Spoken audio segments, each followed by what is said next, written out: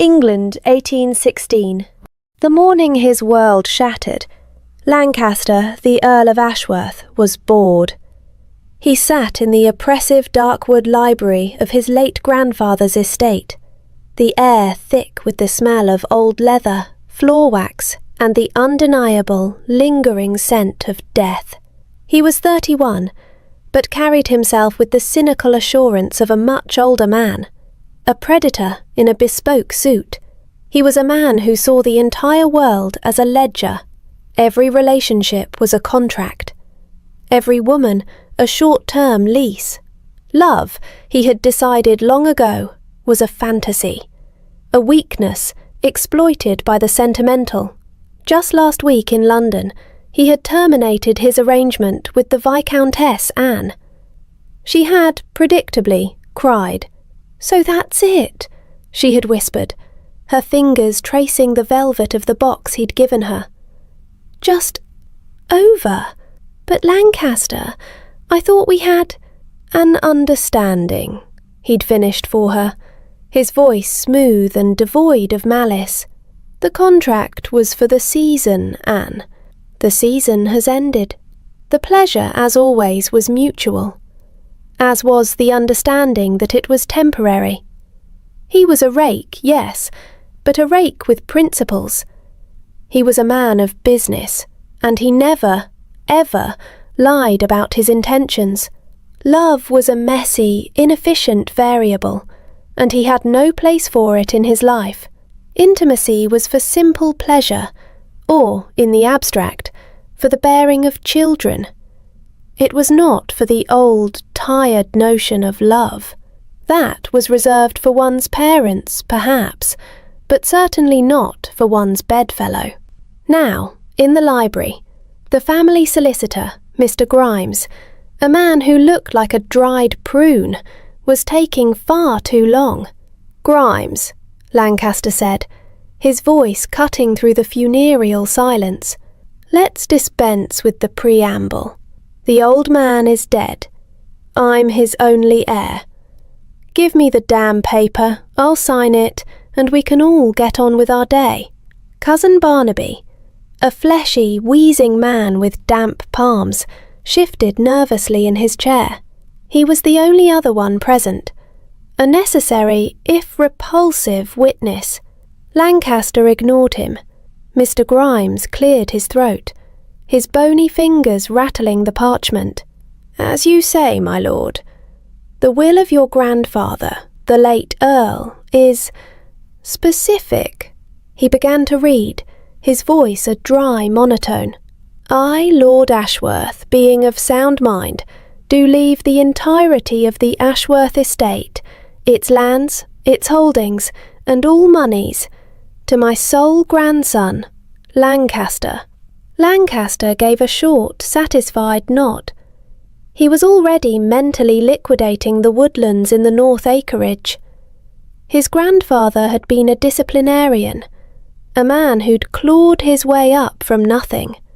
But he was also a pragmatist. The estate had to go to him. "On the condition," Grimes continued. Lancaster's head snapped up. The air in the room went still. "A what?" The solicitor, visibly sweating, began to read faster. "On the condition that he, my sole heir, prove himself a man of responsibility, not of reckless pleasure. He must be fruitfully married by the day of his 32nd birthday." The silence in the room was absolute.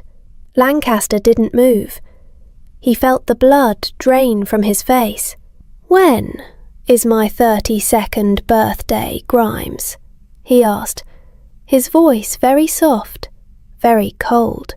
Mr. Grimes didn't need to check his notes. "In 6 months, my lord. Next May. 6 months." It was a lifetime, and it was no time at all. Barnaby made a small wheezing sound, like a piglet finding a truffle. Lancaster's blood ran cold. This wasn't a request. It was a test. A final, iron-fisted lesson from the disciplinarian who had raised him, his grandfather, the man who saw his recklessness with women as a fundamental flaw, was trying to teach him responsibility from the grave. And if I fail this test, Lancaster's voice was barely a whisper. If he fails to meet this clause, Grimes read, his inheritance is forfeit, and the entire estate, with all its holdings, shall pass immediately to the next in line, Mr. Barnaby. Barnaby's face, usually pale and doughy, was now a mask of pure, ecstatic greed. Lancaster stood up, the chair scraping violently against the oak floor. His dream, his inheritance, his entire life shattered. He wasn't a businessman. He was a fool in a trap. 6 months, Lancaster said, his voice choked. He gave me 6 months to find a wife and impregnate her.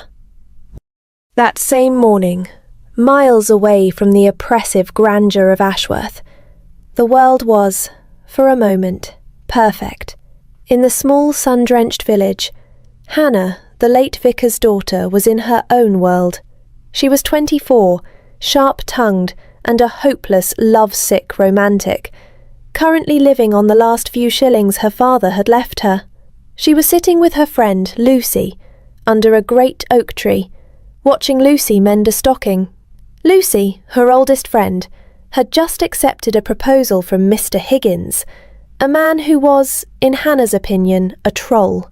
Hannah was being theatrical, her hand pressed to her brow, her voice full of tragic despair. "But Lucy, he smells like old cheese.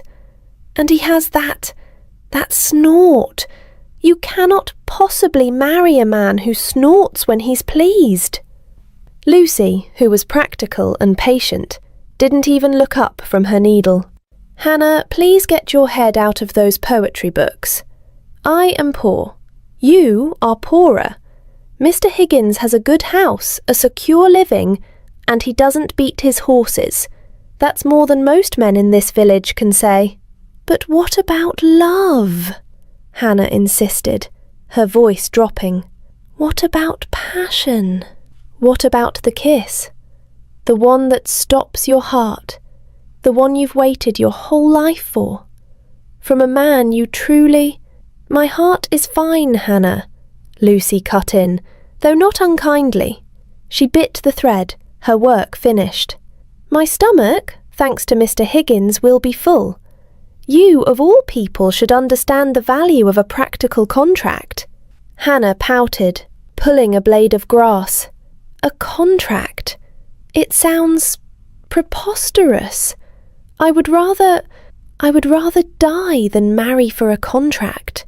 Marriage it's sacred. It's the joining of two souls, not the joining of my empty pantry to his full one."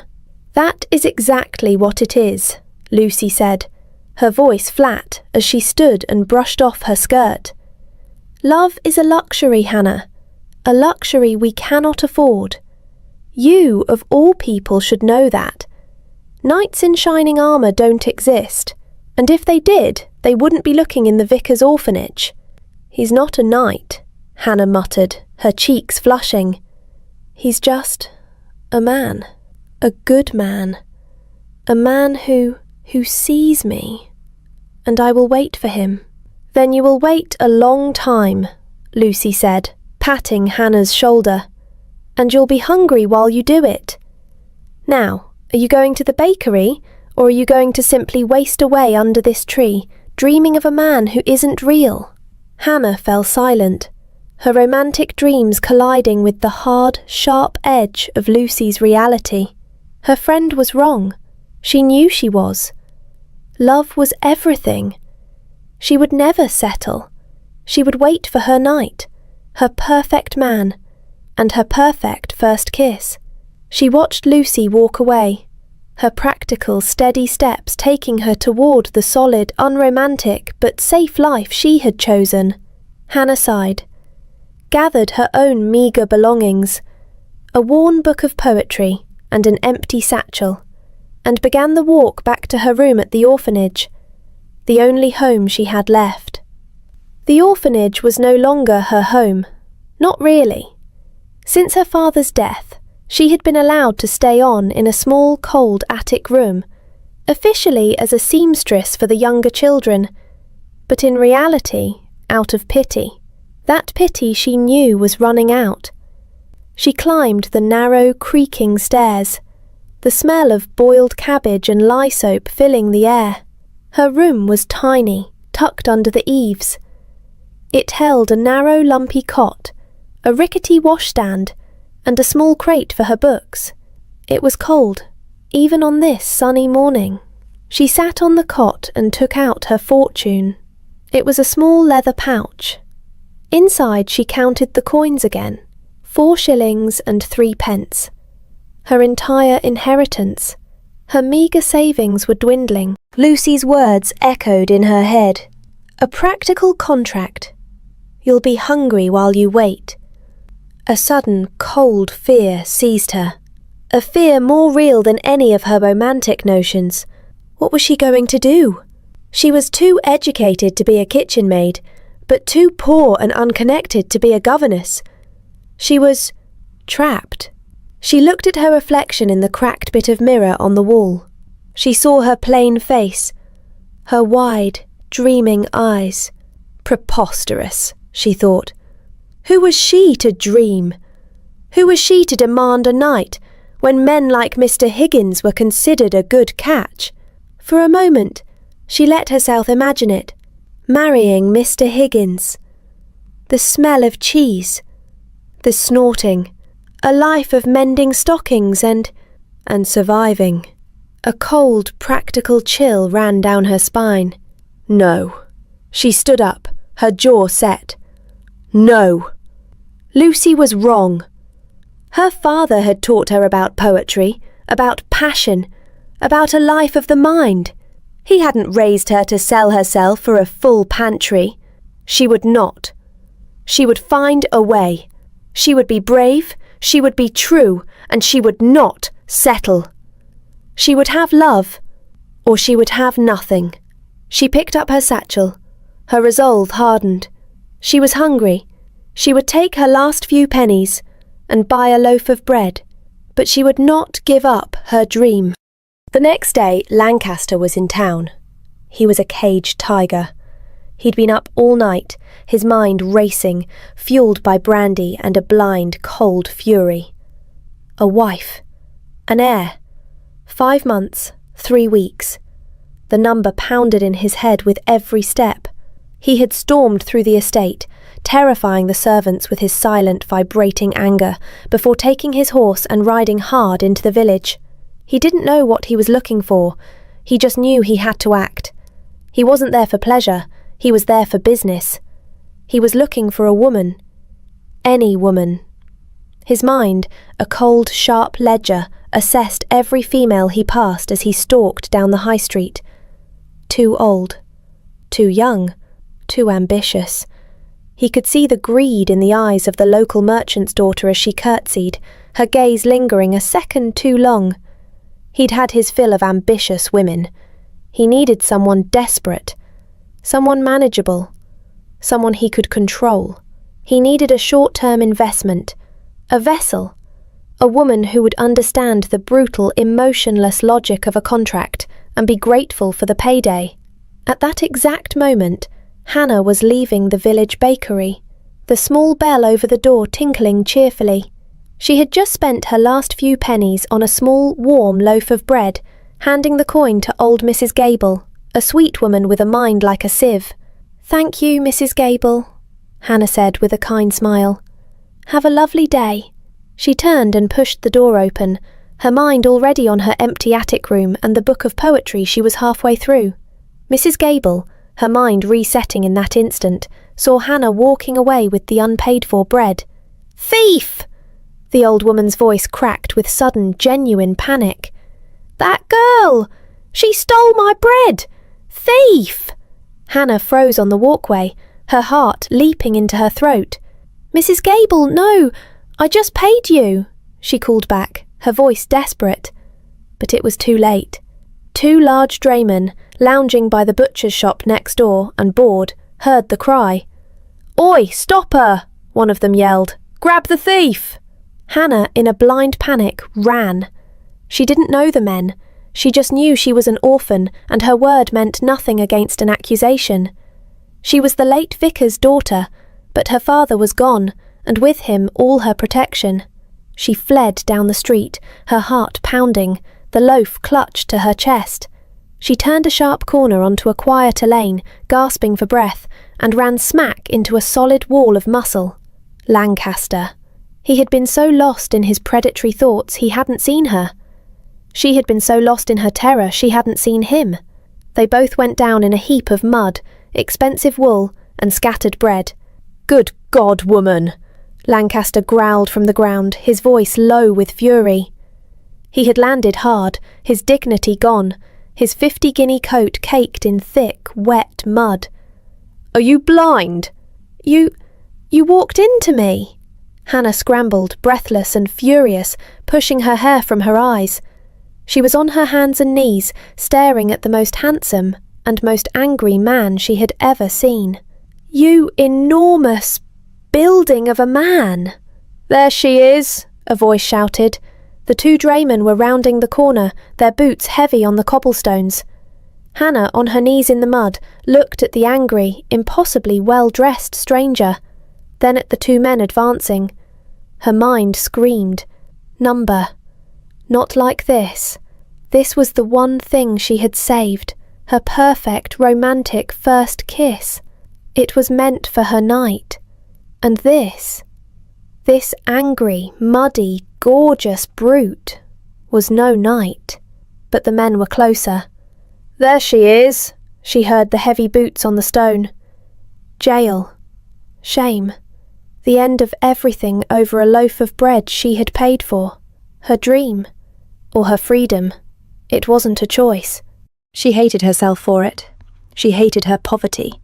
She hated him for being there. Her theatrical brain didn't just kick in. It made a brutal, panicked sacrifice. She would waste her perfect kiss to save her life.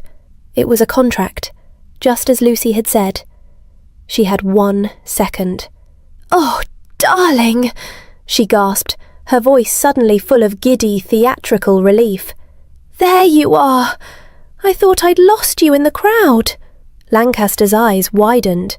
"What in the hell are you—" Before he could finish, Hannah grabbed the muddy lapels of his expensive coat, hauled his face down to hers, and kissed him. The kiss was a disaster.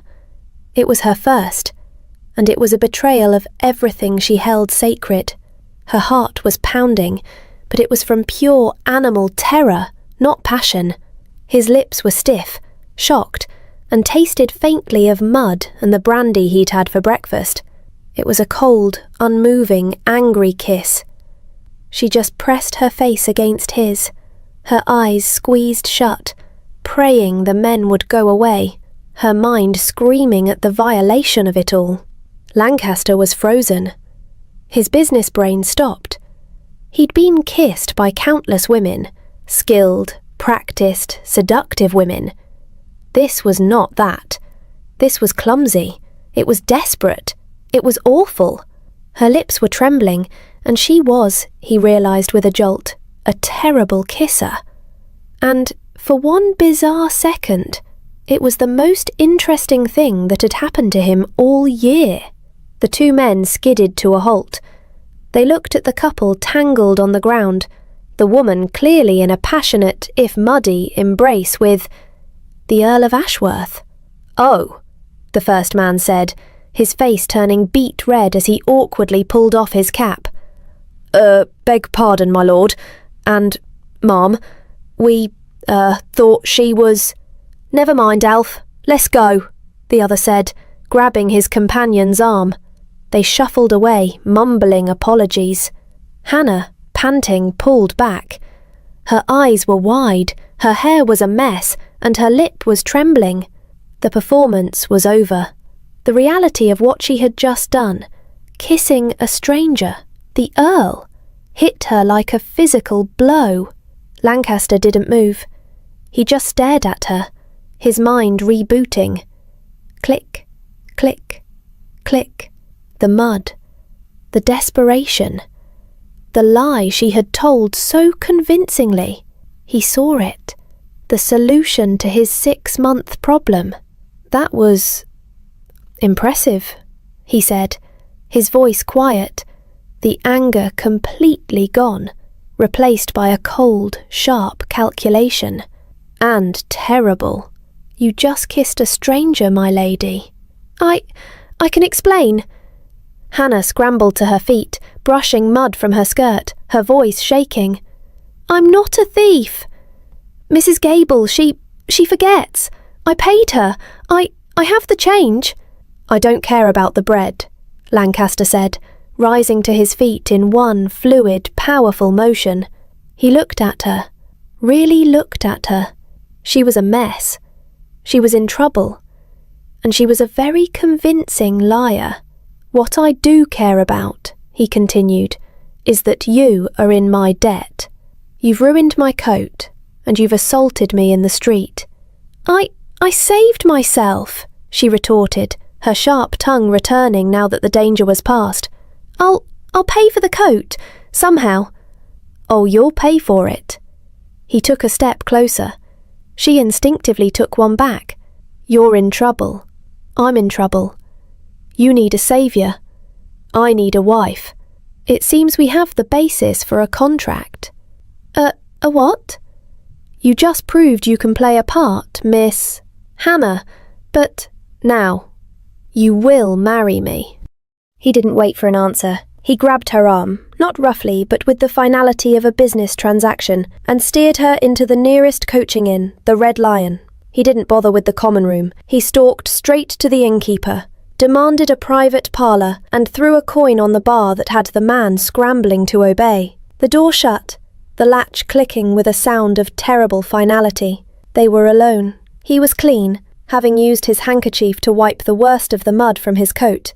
She was a wreck. Her hair was coming undone, her dress was stained, and the loaf of bread, her lunch, was a squashed, muddy ruin on the floor of the lane.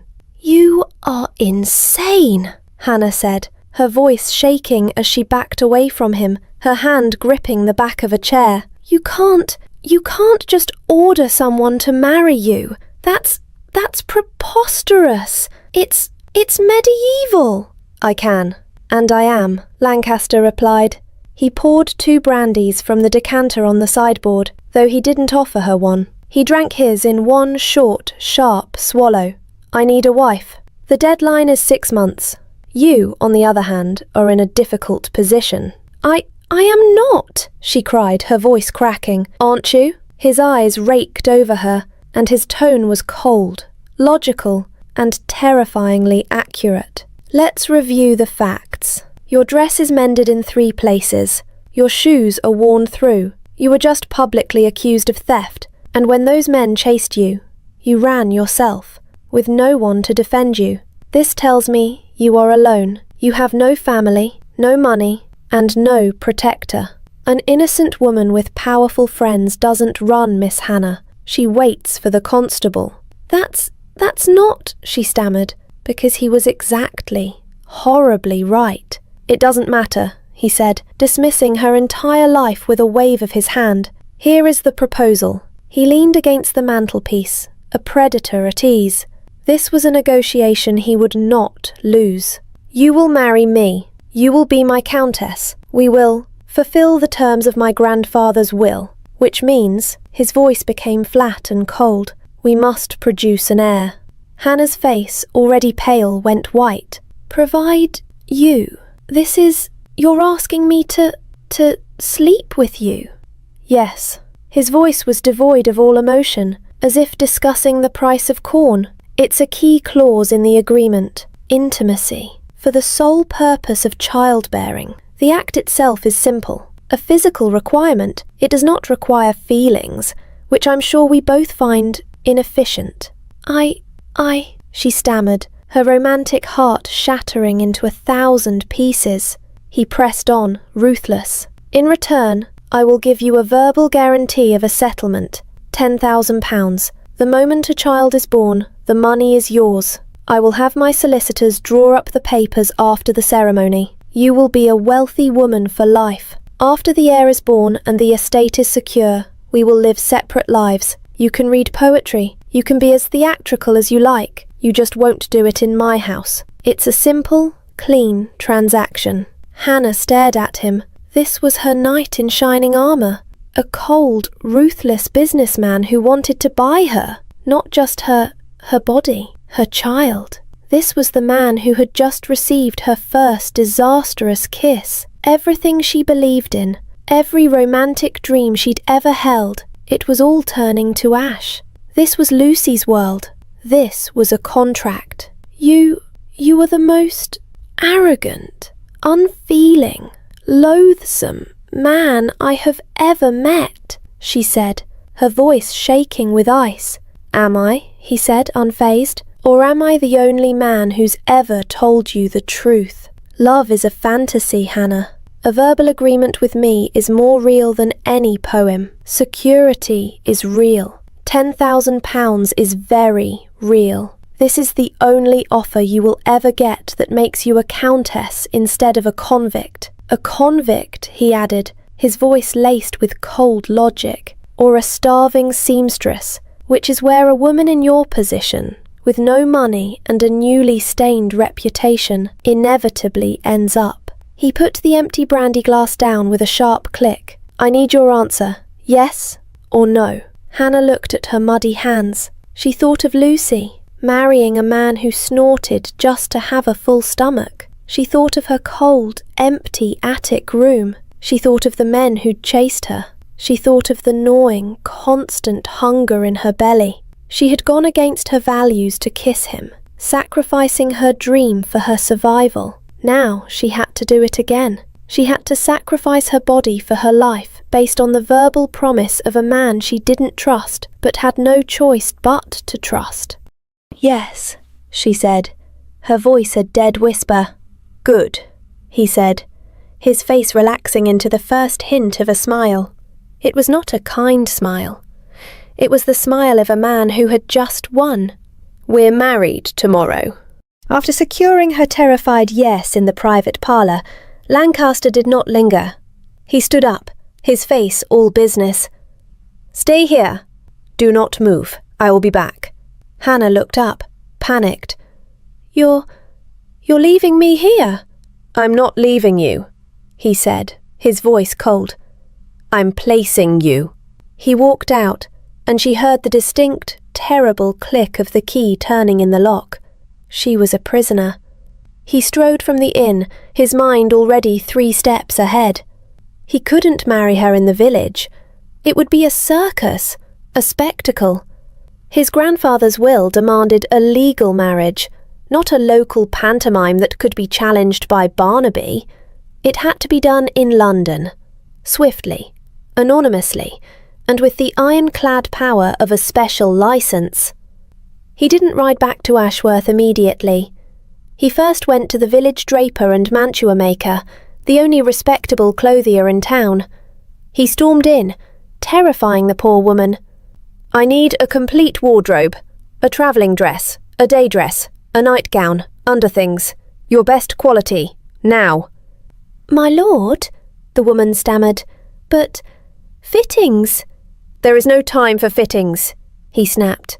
She is about your height, but slender. I will pay double for whatever you have ready. I need it at the Red Lion in 1 hour. He threw a heavy purse on the counter and was gone before she could speak. He rode his horse at a near gallop back to Ashworth. He stormed into the hall, found the head housekeeper, and gave a rapid-fire series of orders. Have my valet pack my trunks for London. A week. Order my travelling chaise to be brought around in 2 hours. And send a lady's maid, a discreet one, to the Red Lion. She will attend a guest of mine and is to bring her and the new trunks back here. An hour later, a different woman walked down the inn stairs. The mud was gone. She was clean, attended by a silent, stern-faced maid from the abbey. Her hair was simply pinned. The grey wool travelling dress was new, but it was not London fashion. She looked, Lancaster thought with cold calculation, like a respectable, plain country mouse. Perfect. The journey to London was a long, suffocating silence. They stayed for 3 days. It took 1 day to travel, 1 day for Lancaster to storm the offices at Doctors' Commons to procure the special licence from the Archbishop's office, and 1 morning for the ceremony itself. They were married in a cold, dusty, empty church in Cheapside by a bored clergyman who was clearly annoyed at being roused so early. The witnesses were the clergyman's clerk and the church's pew opener. Hannah wore the new simple day dress. It was clean, but it marked her, plain as day, as a nobody. Lancaster was, as always, impeccably dressed. The carriage ride back to Ashworth was even worse. She was no longer Miss Hannah. She was Lady Ashworth. The title felt like a lead weight. The moment they arrived at Ashworth, the carriage rolling to a stop on the gravel, the entire staff was gathered in the main hall. They had clearly been warned of the master's return. They stared, wide-eyed, as he stepped out, then turned, and, with a gesture of impatient courtesy, pulled Hannah from the carriage. She stumbled slightly, her legs weak, and she saw them all gaping. Their rakish master, and beside him, the mousy orphan from the village, dressed in a respectable but hopelessly countrified dress. Lancaster, a master of control, refused to be outmanoeuvred by his mother, even in her absence. He would not make the stupid mistake of ordering separate rooms. He was establishing the truth of his lie from the very first second. He turned to the head housekeeper, Mrs. Davies. His voice was cold, public, and absolute. "Mrs. Davies, has her ladyship's new wardrobe from London arrived?" "Not yet, my lord. We expect it this evening. See that it is taken to the Earl's suite immediately," he commanded, "and have a bath drawn for her ladyship." In my suite, Hannah's heart, which she thought couldn't sink any lower, plummeted. Of course, there would be no Rose guest wing. There would be no escape. The contract was beginning tonight. "Yes, my lord," Mrs. Davies said, curtsying, her eyes full of pity for Hannah. But before the housekeeper could take a step, a new carriage, far grander than his own, rolled up the drive right behind them, its wheels spraying gravel. "Lancaster, darling, there you are." His mother, the Dowager Lady Matilda, swept down the carriage steps. She was not in a rage. She was smiling, followed by a younger, very beautiful and impeccably dressed young woman. "I've done it," the Dowager announced. "I've brought Lady Diana. We've been travelling all the way from London. I told her we would have this all settled." She stopped. Her smile froze. She was looking at Hannah. "Lancaster, who is this?" "Mother," Lancaster said, his voice clipped and cold. "You're too late." "Too late? Allow me to introduce my wife, Hannah, the new Countess of Ashworth." The shock on Lady Matilda's face was absolute. It was a mask of pure, unadulterated horror. Lady Diana looked like she might faint. "You're what?" the Dowager whispered, her voice venomous. She looked at Hannah's cheap, provincial dress. She looked at her terrified, common face. "Who is she?" I am Hannah, my lady," Hannah stammered, remembering the story they were supposed to tell, but her mind was blank with terror. The late vicar's daughter." "A vicar's daughter?" Lady Matilda shrieked, all pretence of manners gone. "A vicar's daughter! Have you gone mad? You have ruined us! You have brought a nobody into this family! It's a catastrophe!" "She is my wife," Lancaster repeated, his voice like ice. "The will is satisfied." "Is it?" Lady Matilda's eyes darted to the staff, then back to him. This was a trick. "I don't believe you. This is a sham. I'll have it annulled by—" "Mrs. Davis," Lancaster said, cutting his mother off. "Where are her ladyship's new trunks to be taken?" To the Earl's suite, my lord, as you ordered." Lady Matilda's eyes widened. She was stunned. He wasn't even hiding it in a separate room. He was flaunting it. This was worse. This meant he was serious. She had been outmanoeuvred, but she was not defeated. She changed tactics. "I see," she said, her voice a low, dangerous purr. "Fine. It's done. But she is a nobody. She will embarrass us all.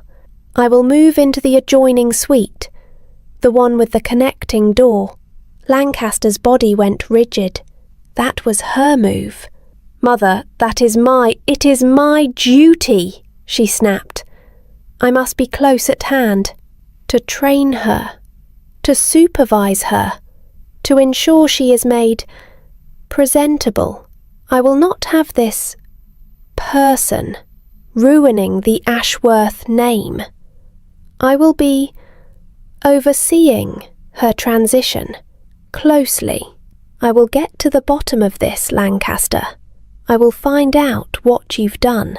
This is not over." She looked from Lancaster to Hannah, her eyes glinting with victory.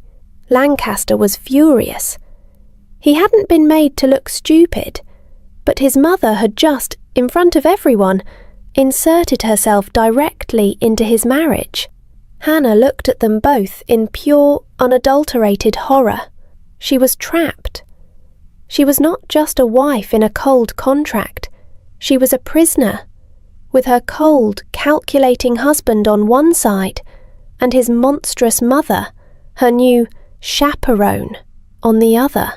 Weeks passed, then a month. Life at Ashworth settled into a strange, tense, and utterly ridiculous routine. Lady Matilda, the Dowager, remained firmly planted in the adjoining suite, her ear practically glued to the connecting door. The show had to continue. Every night, Lancaster and Hannah would retire to the Earl's suite. Every night, the absurd wall of pillows was built between them. And every night, to satisfy the listening Dowager, one of them would perform. Hannah, with her theatrical streak, would laugh at nothing. Lancaster, in his monotone, would read aloud from the driest books he could find: agricultural ledgers, estate law, treatises on sheep shearing. The entire performance was a farce, a cold war of whispers and charades. During the days, Hannah was a ghost. A London dressmaker had arrived, and she was now outfitted in the silks and muslins of a countess. But she was a prisoner. She had no money of her own. She had no friends. And she realised with a cold, aching dread, nothing. She had sacrificed her entire world for this contract. She missed her attic room. She missed her freedom. But most of all, she missed her books. The small, battered crate of poetry and novels left behind at the orphanage, her only connection to her father, and the romantic, hopeful girl she used to be. Lancaster was not a fool. He was a man who noticed details, and he noticed his new wife was not just quiet, she was fading. She was pale, listless, and would sit by the window for hours staring at nothing. This was a problem. A moping, depressed wife was, in his mind, counterproductive. A woman in her state was unlikely to be fruitful. He was a man of action, and he saw a problem that needed solving. This was not a romantic gesture. It was maintenance. One afternoon he rode into the village alone. That evening he came into the bedroom. Hannah was already on her side of the pillow wall, her back to him, pretending to be asleep. He cleared his throat. "You are not asleep." She didn't move. "Good night, my lord." "I was in the village," he said, his voice stiff and awkward. He hated this. He hated talking. "The orphanage is being cleared. The new vicar is expanding the boys' dormitory. They were disposing of refuse." Hannah turned over slowly. "Refuse? It seems you left behind some plutter.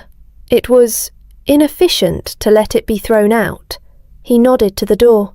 2 footmen entered, carrying a small, battered wooden crate. Her crate. Hannah's hand flew to her mouth.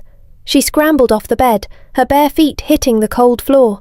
She ran to the crate as the footman set it down and fled. Her hands were trembling as she unlatched the simple hook. Inside, just as she'd left them, were her books. Her father's worn copy of Keats. Her book of poetry. She sank to her knees, pulling out the Keats, and just held it. She didn't make a sound, but her shoulders began to shake. She was crying. Lancaster stood by the bed, his arms crossed. He was deeply uncomfortable. "Don't do that. It's just paper. It's sentimental nonsense." Hannah looked up at him, her face streaked with tears.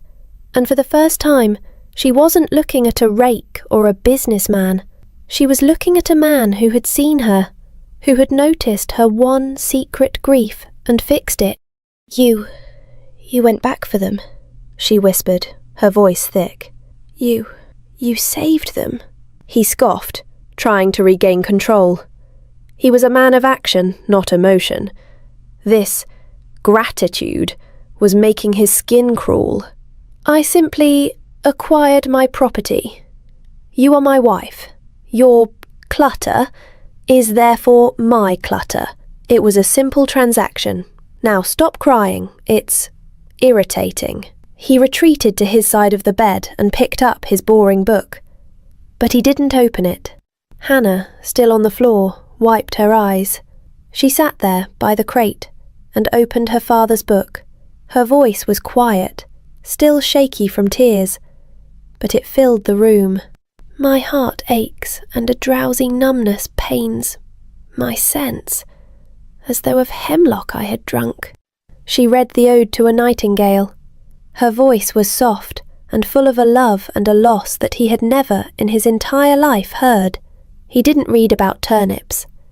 He just listened. And on the other side of the wall, Lady Matilda listened too. She heard the girl's soft, sad voice. She heard the silence from her son. And for the first time, she too was confused. This did not sound like a contract. The morning after the poetry reading, the air in the breakfast parlour was charged. The show had changed. Lady Matilda was deeply unsettled. She sat at the head of the table, her eyes darting between her son and his wife. Last night had been different. She had heard the girl's soft, sad voice reading poetry. She had heard her son's profound, unnerving silence. He hadn't been performing. He had been listening. This was far more dangerous than she'd thought. The girl was getting to him. Lancaster was awkward. He kept his face hidden behind his newspaper, but he found himself listening to the small sounds Hannah made. He remembered her voice. He remembered her crying over a crate of dusty books. It was sentimental nonsense, and it was profoundly unsettling.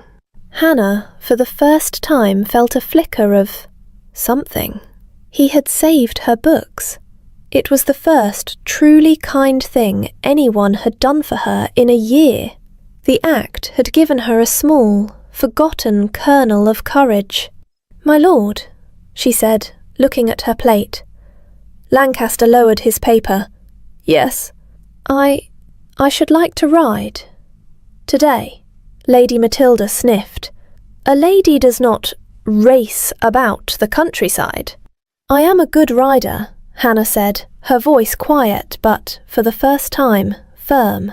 I cannot breathe in this house, my lord. Please. Lancaster looked at her. He saw the colour in her cheeks. He remembered her voice.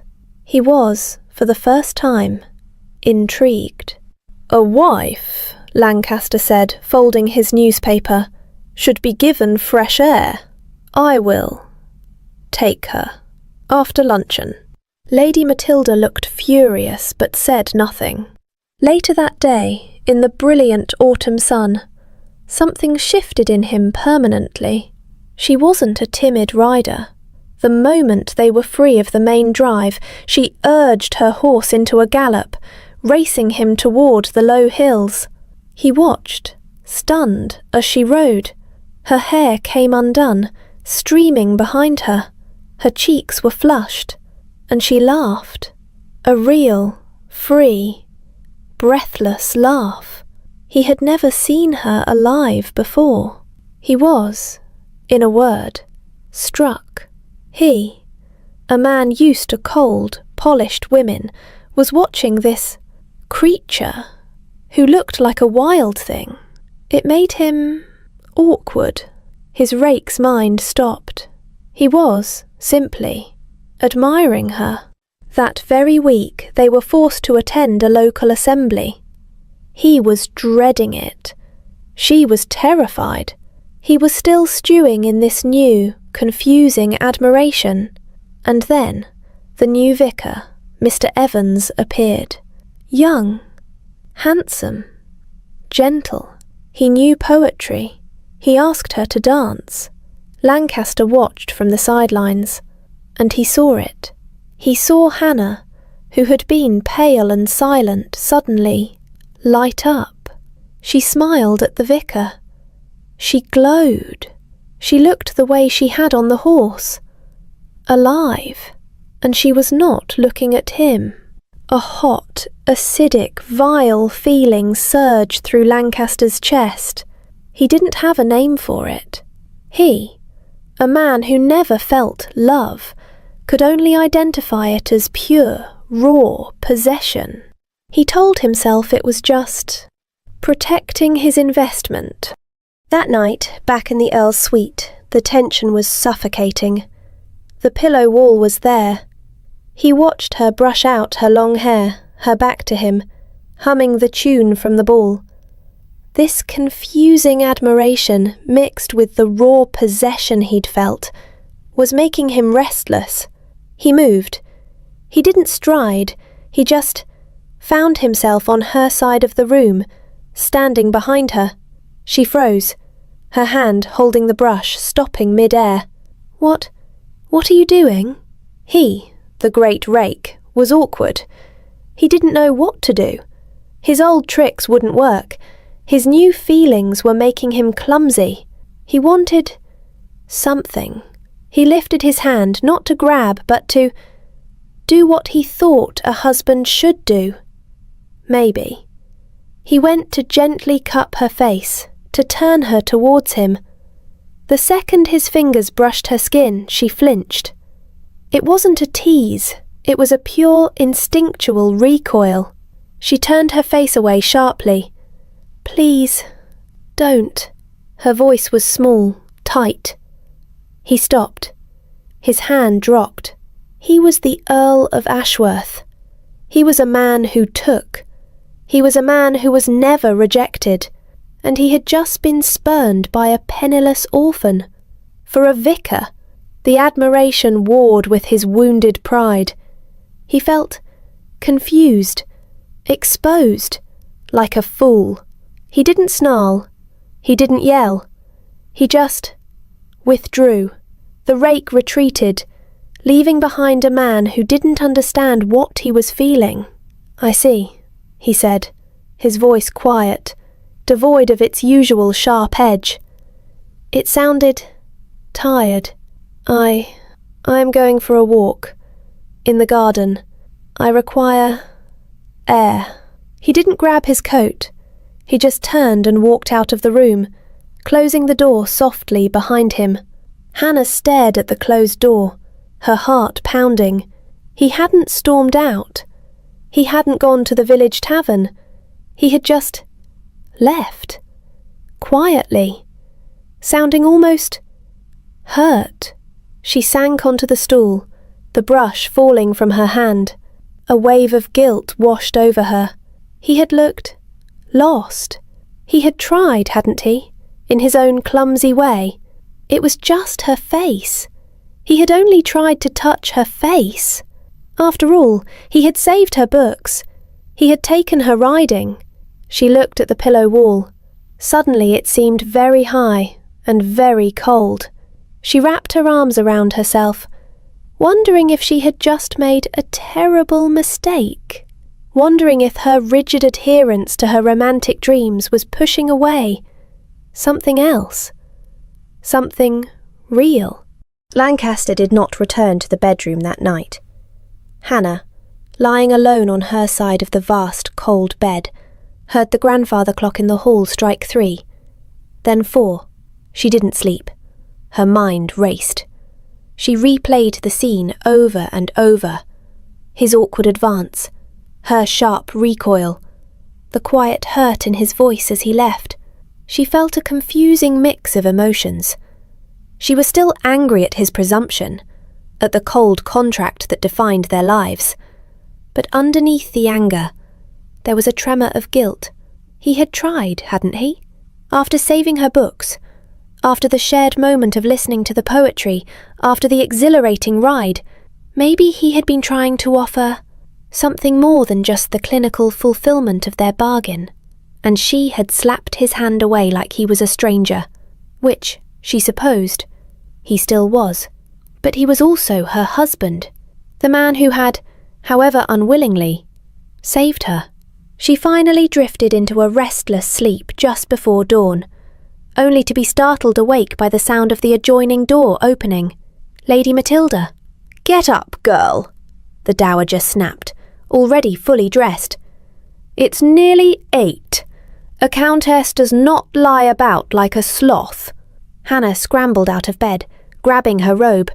At breakfast, the tension was thick enough to cut with a knife. Lancaster was already seated, nursing a cup of coffee, his face pale and unreadable. He didn't look at Hannah as she entered. Lady Matilda sat at the head of the table, her eyes darting between them like a hawk assessing 2 mice. "You look tired, child," Matilda said sharply to Hannah. "Restless night?" Hannah blushed, keeping her eyes on her plate. I slept well, thank you, my lady." "Did you?" Matilda turned her gaze to her son. "Lancaster, you were not in your room when I rose this morning. I heard you leave last night. Where did you go?" Lancaster took a slow sip of coffee. He wasn't going to lie. He was simply going to refuse to answer. "I required some air, mother." "Air? At midnight?" Matilda scoffed. "Don't be absurd. You went to the village, didn't you? To that tavern." Before Lancaster could deliver a cutting reply, Hannah spoke, her voice surprisingly steady. "He was with me, my lady." Both Lancaster and his mother looked at her, stunned. I was feeling unwell," Hannah continued, twisting her napkin in her lap, but meeting the dowager's gaze. A womanly complaint. His lordship was kind enough to ride to the village himself to fetch a special tonic for me from the apothecary. He returned quite late. Lancaster stared at her. She had just constructed a complete, plausible, and utterly selfless lie to cover his confusion. Why? Lady Matilda looked from Hannah's earnest face to her son's stunned silence. She wasn't entirely convinced, but the girl's quick thinking had thrown her off balance. "A tonic," she repeated slowly. "How dull." "You two," she said, her voice dripping with scorn, "are the most boring married couple I have ever seen. You never speak. You never touch. You sit at opposite ends of the table like strangers sharing a boarding house meal. I've seen more passion between two fence posts. I am still not convinced this isn't a sham." She leaned forward, her eyes glittering with malice. She wanted to expose them. She wanted to break them. "Lancaster," she commanded, "kiss your wife." They both froze. Hannah's teacup rattled in its saucer. Lancaster looked at his mother as if she had just demanded he perform surgery on the breakfast table. "Mother," he began, his voice dangerously low, "that is highly inappropriate." "Is it?" she countered. "Or is it simply proof? If this marriage is so real, if you are truly husband and wife, then show me, prove it. Kiss her, here, now." The air crackled. The footman standing by the sideboard suddenly found the wallpaper intensely interesting. Hannah felt her face burning. This was a nightmare. Lancaster looked at Hannah. He saw the terror in her eyes, but also a flicker of defiance. She had lied for him. She had protected him. He owed her something, and he would not let his mother win this round. He stood up slowly. He walked around the table to where Hannah sat, trapped in her chair. He hated his mother for this. He hated the position she had put them both in. He leaned down. He intended to give her a contract kiss, a simple, brief press of lips against hers, a public performance to satisfy the audience of one.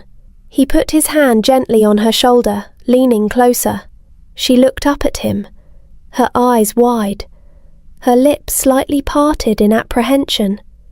The second his lips touched hers, something happened. He remembered the girl on the horse, laughing into the wind. He remembered her voice reading poetry in the dark.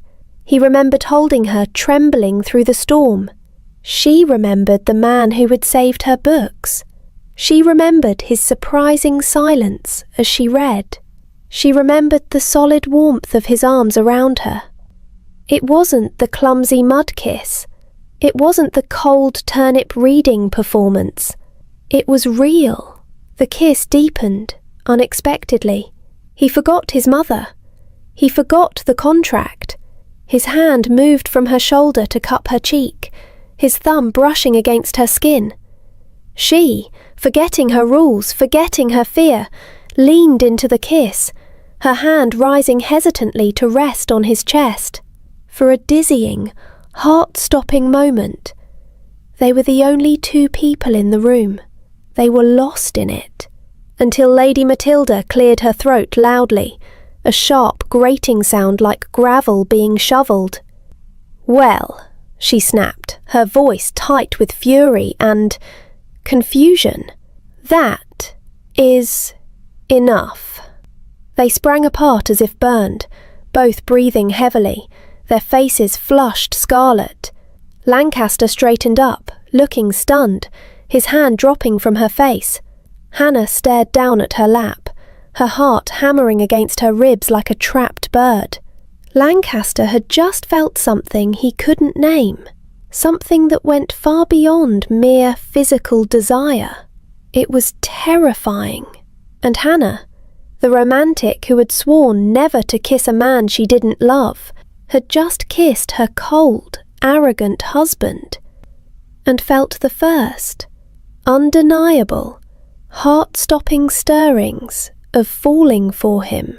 Across the table, Lady Matilda watched them both, her eyes narrowed. This was not the reaction she had expected.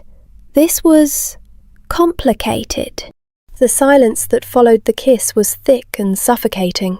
Hannah stared fixedly at her plate, her cheeks burning, her lips still tingling from the unexpected heat of his.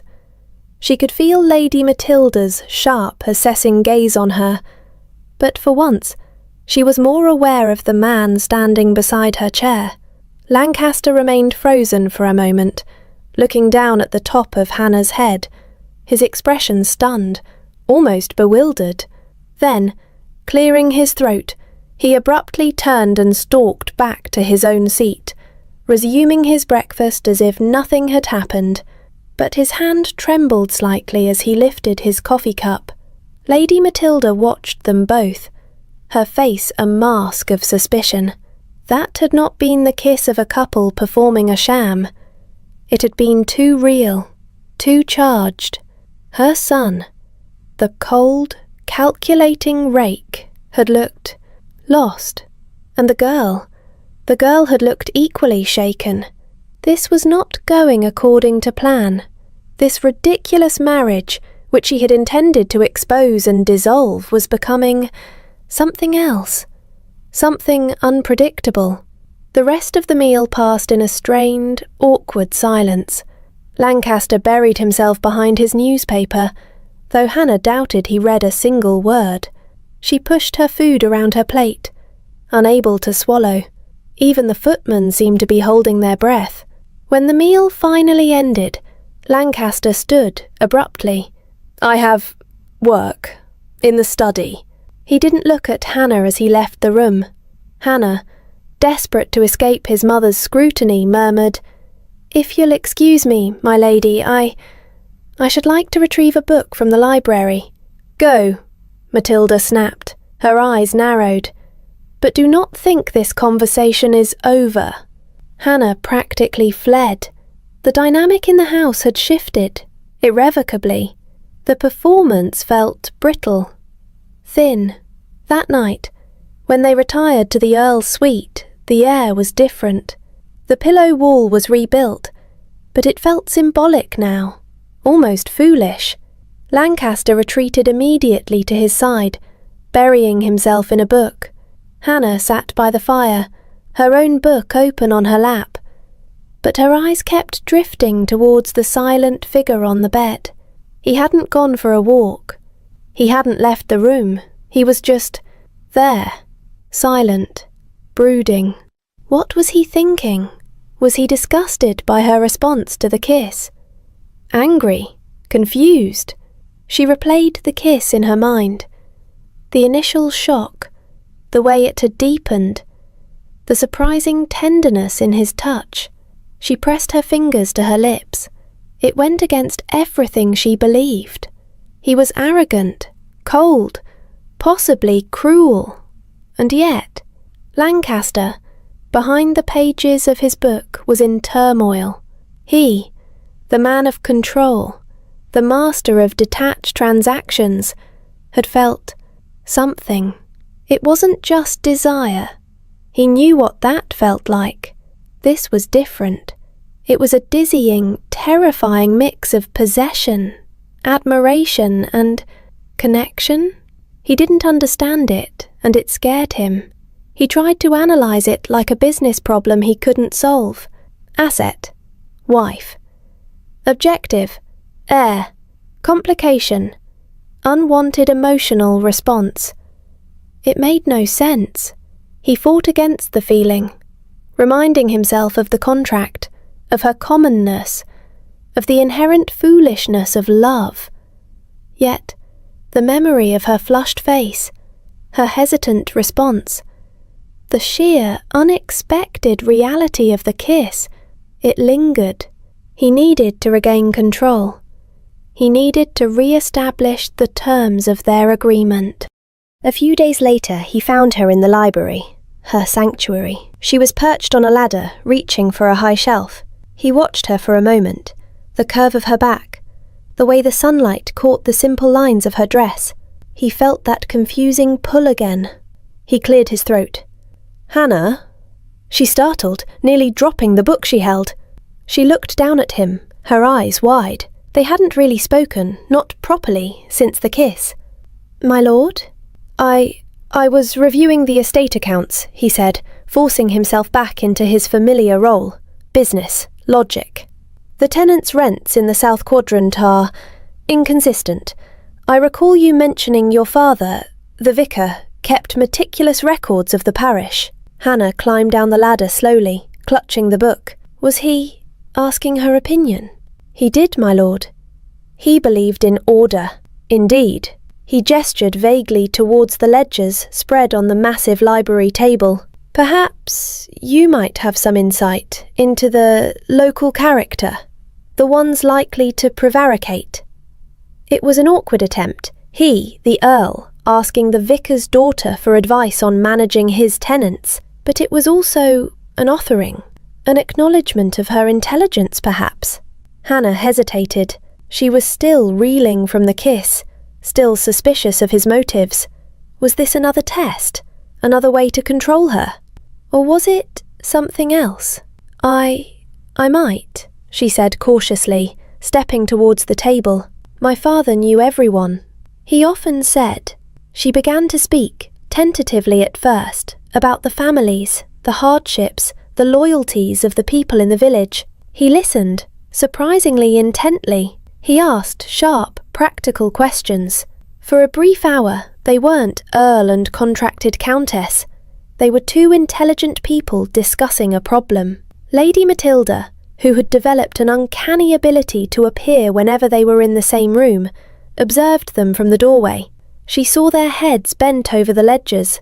She saw her son actually listening to the girl. She saw a flicker of animation on Hannah's face, a spark of the intelligence Matilda had refused to acknowledge. This was not the comfortable sham she had expected. This was dangerous. The girl wasn't just fulfilling the contract. She was infiltrating his life, his mind. The dowager's suspicion grew into a cold, hard resolve. She had to find out the truth.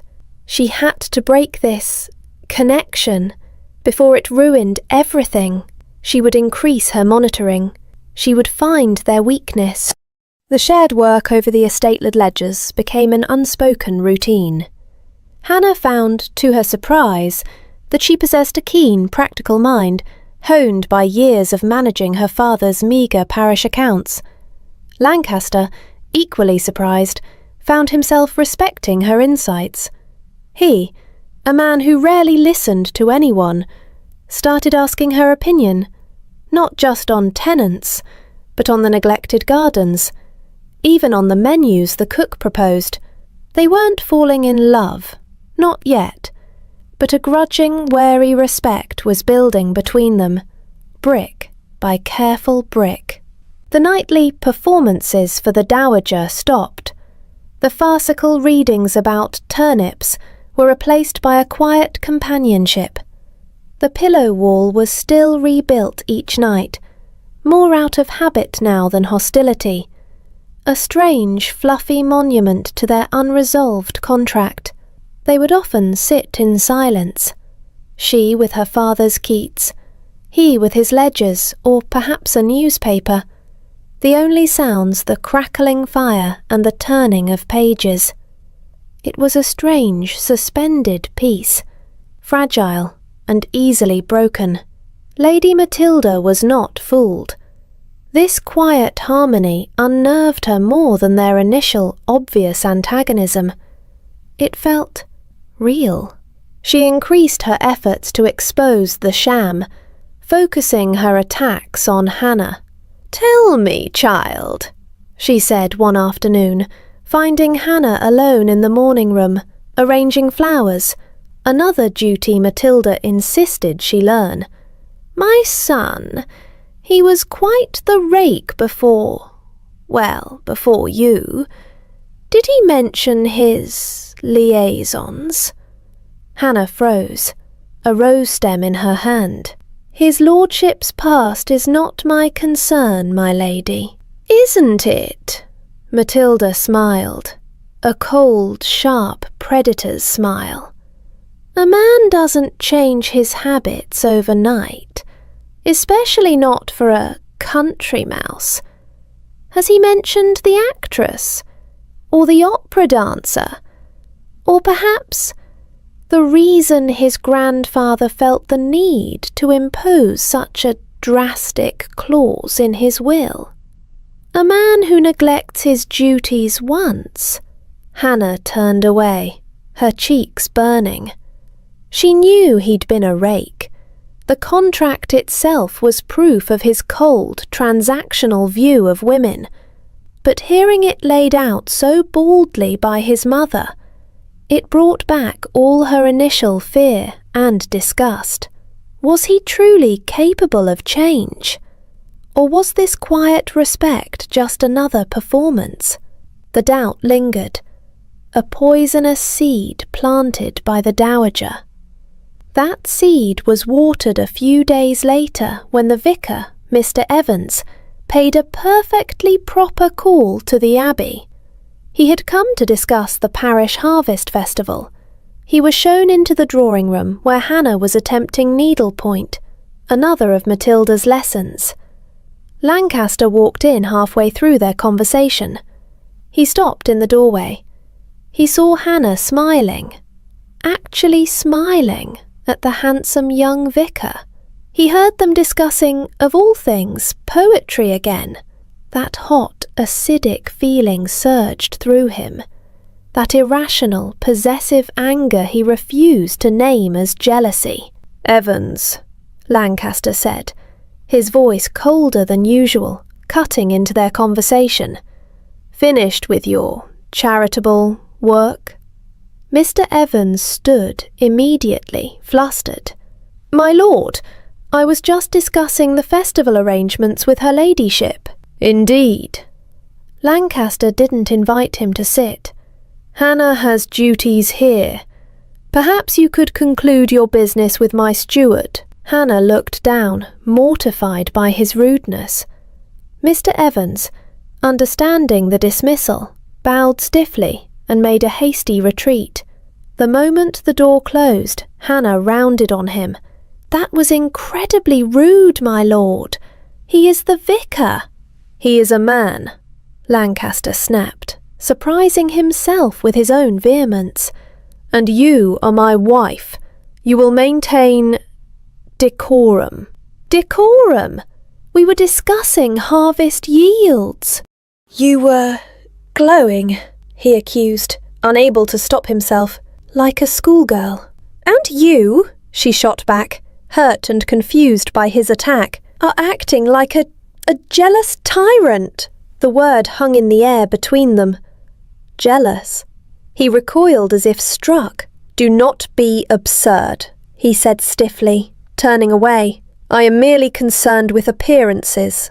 But the accusation hit its mark. He was jealous, and he hated it. That night, the tension in the bedroom was thicker than ever. The pillow wall felt insurmountable again. He retreated to his ledgers, she to her books, the silence punctuated only by the ticking clock and the unspoken conflict. Hours passed. The fire burned low. Hannah eventually drifted off, her book falling from her hand. Lancaster couldn't sleep. The argument replayed in his mind. Jealous tyrant. Was he? He looked across the pillow wall at Hannah, asleep. Her face softened in the dim light. He felt that confusing pull again. Admiration, possession, and something else. Something that felt dangerously like tenderness. He blew out his candle and lay back, staring into the darkness.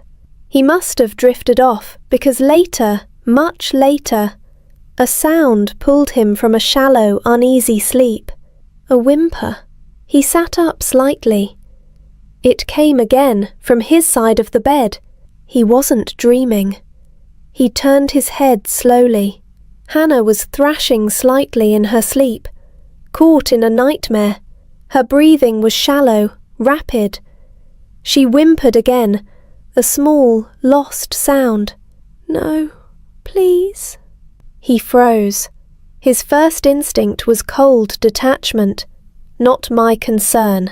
But then he remembered her terror during the storm. He remembered her small, brave lie at the breakfast table. He didn't think. He swung his legs over the side of the bed, moving silently around the foot of the massive structure. He stood over her side, looking down at her distressed face. "Hannah," he whispered. She didn't wake, but murmured something incoherent, turning restlessly. He hesitated. This was uncharted territory, but she looked so vulnerable. Without conscious thought, he reached down and gently brushed a stray lock of hair from her damp forehead. His fingers lingered for a second against her skin. She stilled instantly. Her breathing deepened, evening out. The nightmare seemed to pass. He withdrew his hand as if burned. What had he just done? He retreated quickly, silently, back to his own side. He lay there in the dark, his heart pounding, the ghost of her warmth on his fingertips. He, Lancaster, the cold pragmatist, had just offered comfort. He didn't sleep for the rest of the night. The walls he had built around himself felt dangerously thin. The contract felt increasingly irrelevant. And the woman on the other side of the bed, she was becoming terrifyingly real. He looked across at her again, sleeping peacefully now. The pillow wall between them seemed suddenly absurd, an artificial barrier against what? Feelings he refused to name? On impulse, driven by a confusing mix of tenderness and irritation, he sat up. Carefully, silently, he began to dismantle the wall, lifting the pillows one by one and placing them quietly on the floor beside the bed. When he was done, the vast expanse of the mattress lay open between them. He lay back down, his heart thudding. What had he just done? He felt exposed, vulnerable. He lay rigid, staring at the canopy above, waiting for he didn't know what. Eventually, exhaustion claimed him. He drifted into a light, uneasy sleep. Later, perhaps an hour, perhaps 2, he felt a slight shift in the mattress. He surfaced slowly from sleep. Hannah was moving. She turned in her sleep, rolling onto her side, facing him. She murmured something soft, incomprehensible, like a child seeking comfort. And then she reached out. Her arm came across the space where the wall had been. It landed softly on his chest. She sighed, a deep, contented sound, and snuggled closer, her cheek brushing against his shoulder, her arm tightening around him, as if he were a large, comfortable pillow she was hugging in her sleep. Lancaster went absolutely, utterly still. His eyes snapped open in the darkness. He didn't breathe. He didn't move a muscle. She was hugging him, unconsciously, innocently, like he was a bolster. His mind, usually so sharp and analytical, went completely blank. He was rigid, every muscle tensed. He could feel the soft weight of her arm across his chest, the warmth of her breath against his neck, the slight pressure of her body curled against his side. He, Lancaster, the Earl of Ashworth, the Rake who controlled every situation, was being cuddled by his contracted wife, who thought he was a pillow. His heart was hammering against his ribs so hard he was sure it would wake her. He should move. He should push her away.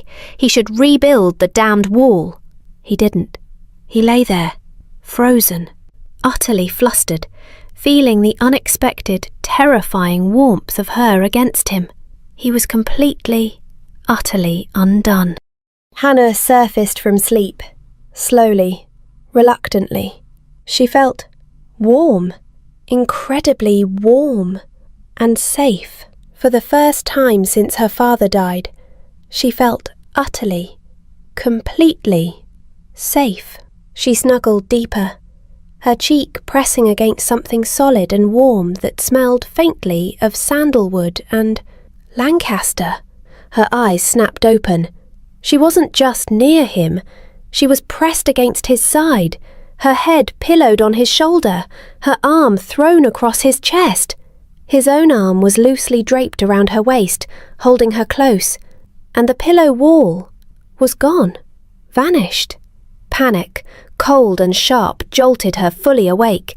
She tried to pull away, but her sudden movement disturbed him. His eyes opened.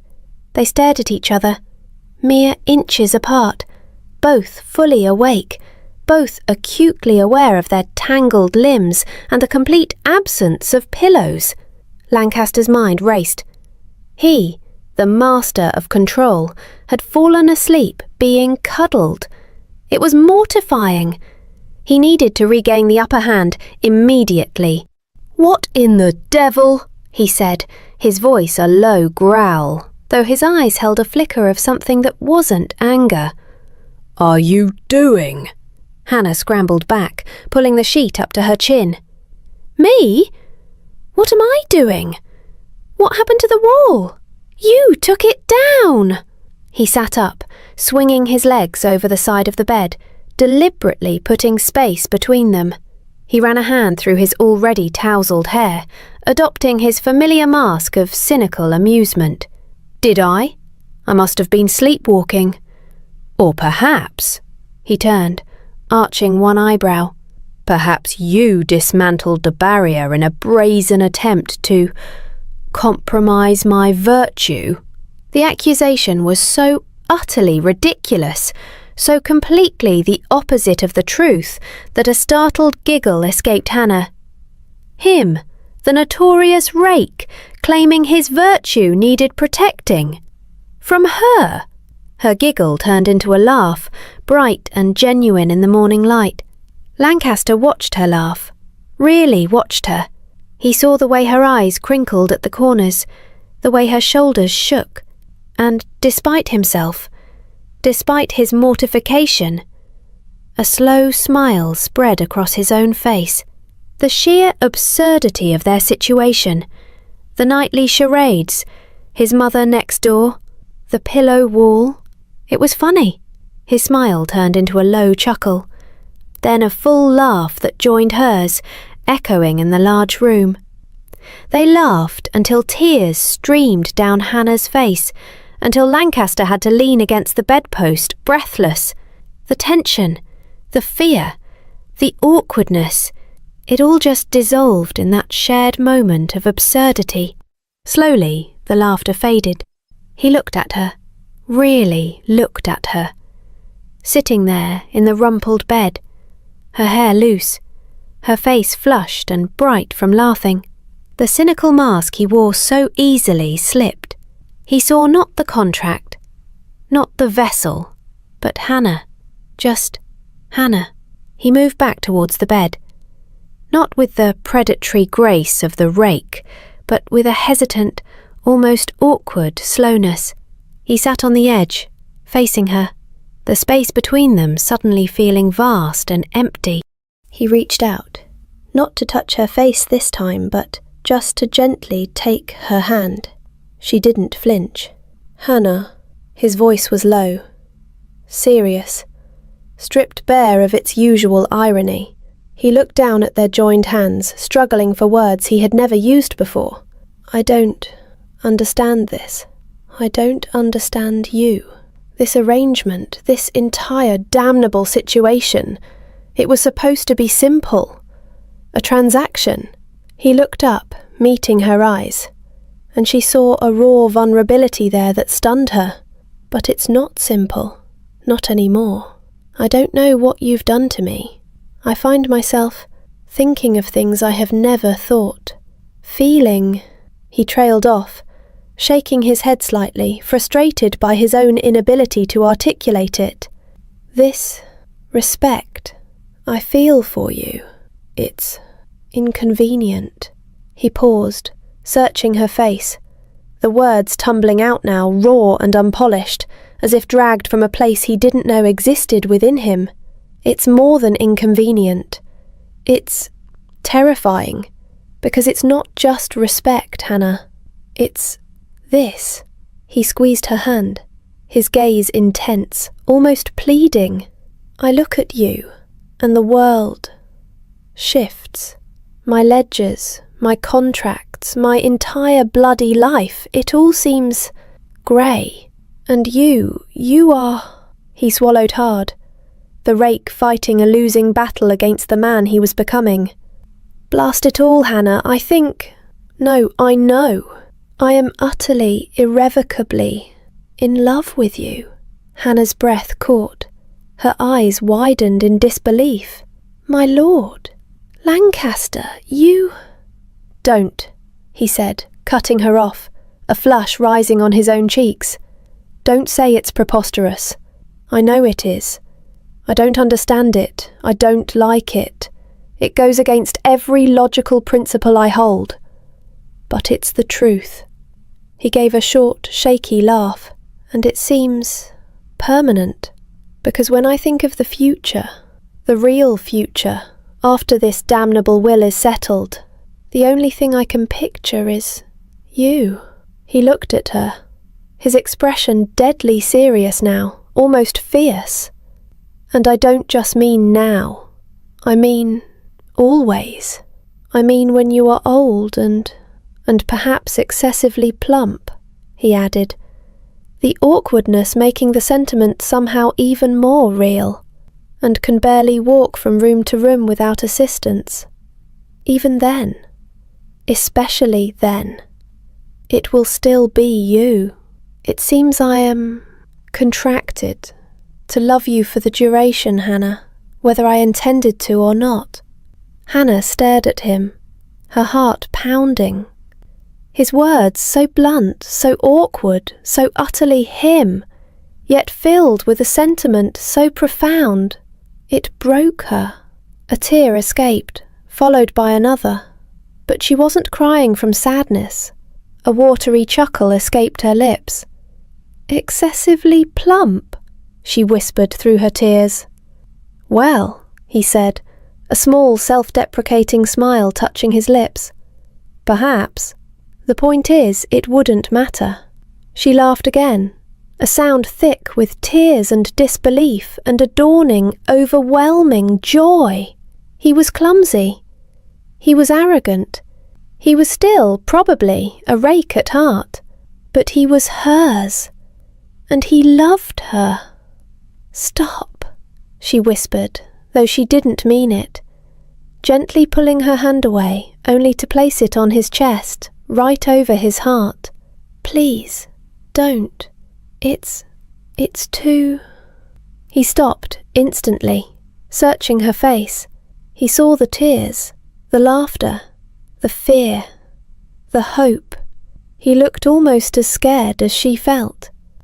I apologize, he said, his voice rough, for everything, for the manner of our meeting, for the coldness of the proposal, for my behaviour.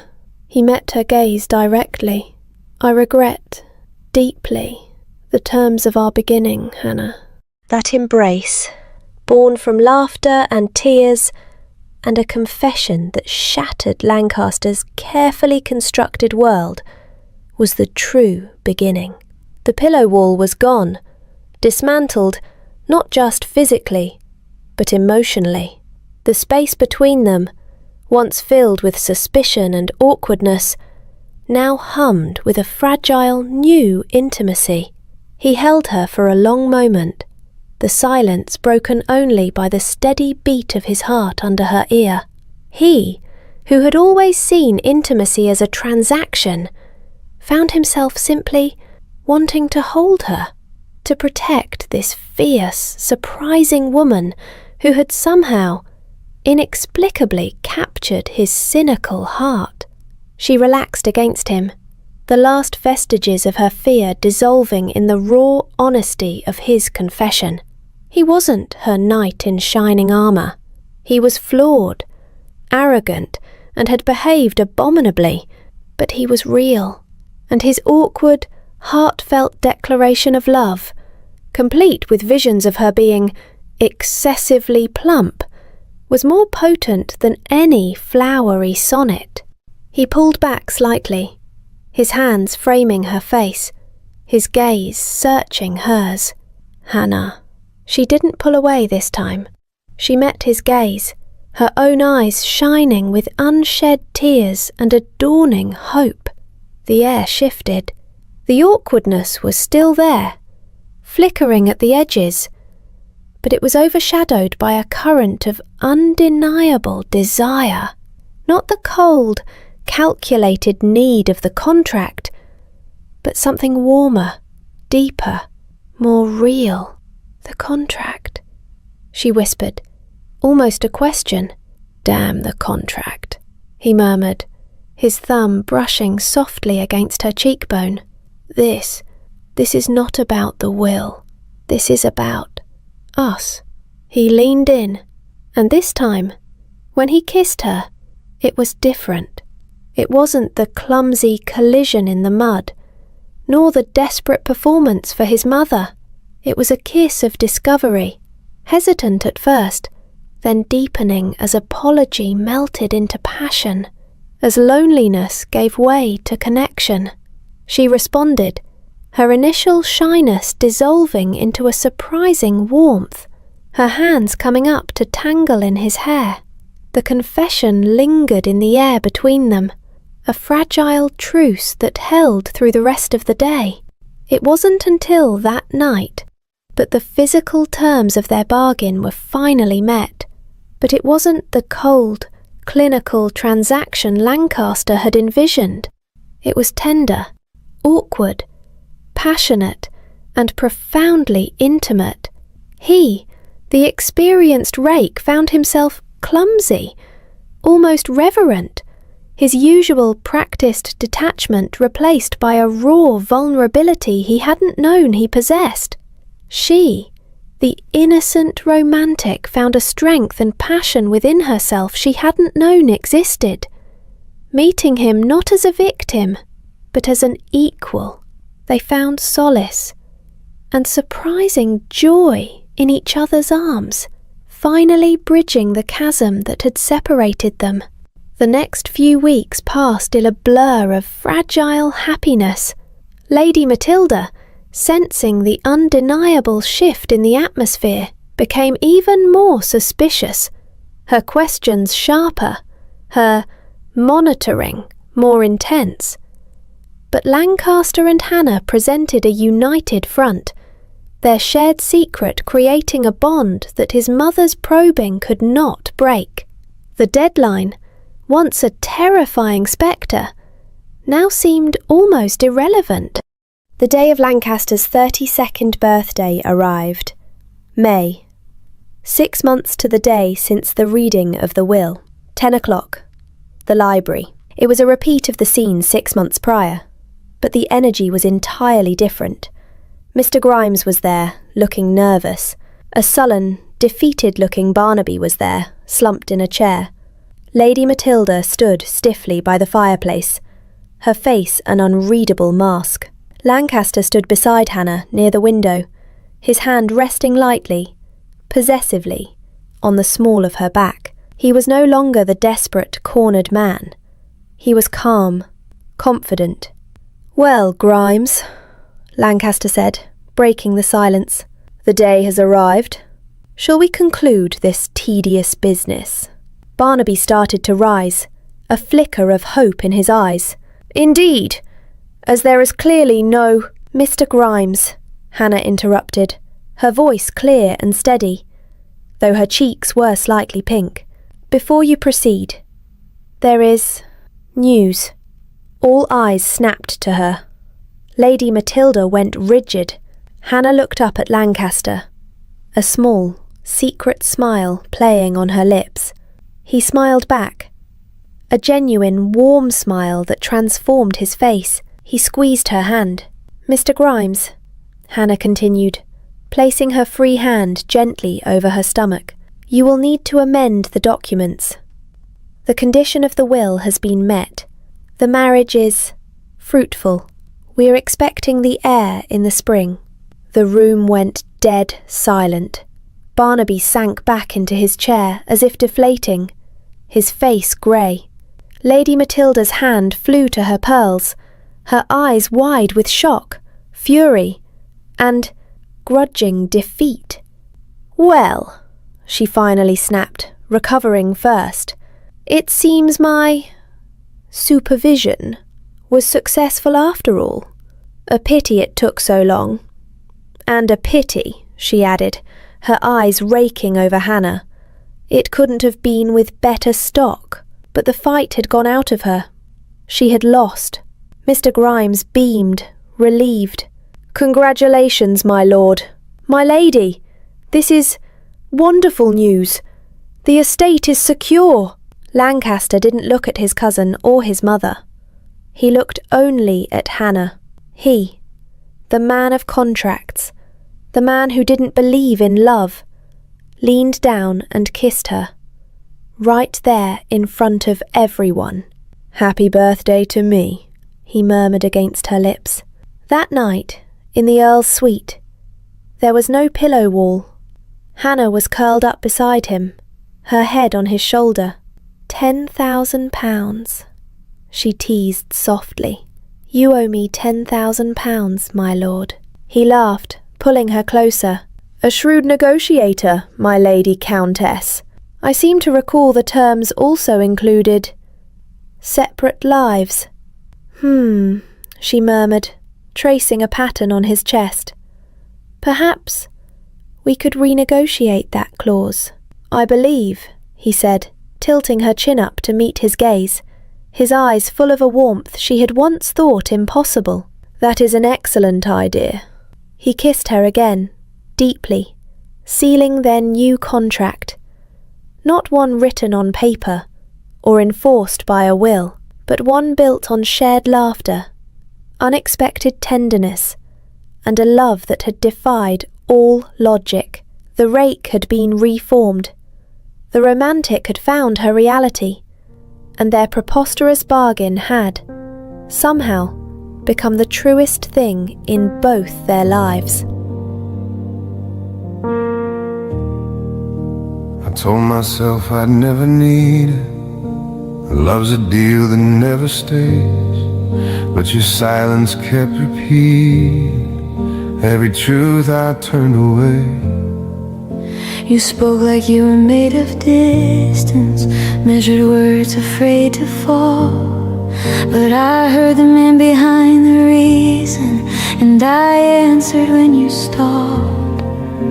You looked at me like I was worth it, even when I couldn't see.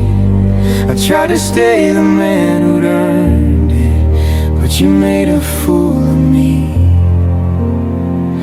You think you love me out of duty, like the world was watching close. But I only stayed for the quiet moments when you forgot to wear your ghost. And even when I didn't know, you were the mercy I let go. Even when I wouldn't stay, you were the reason I pray.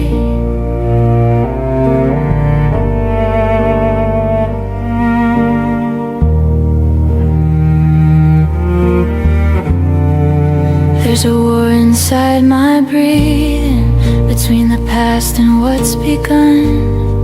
You laid your faith across the battle, and I laid down my gun. You don't have to promise forever, just stay until the dark gives in. I never asked to be your savior, only where your truth begins. no vows, no stage, no crown, no sin, just skin, remembering skin. We found love where none should live, and learned it's not what it should give. And even when I didn't know, you were the mercy I let go.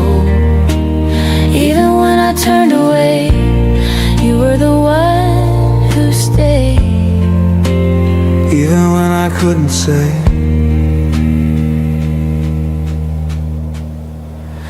I loved you anyway.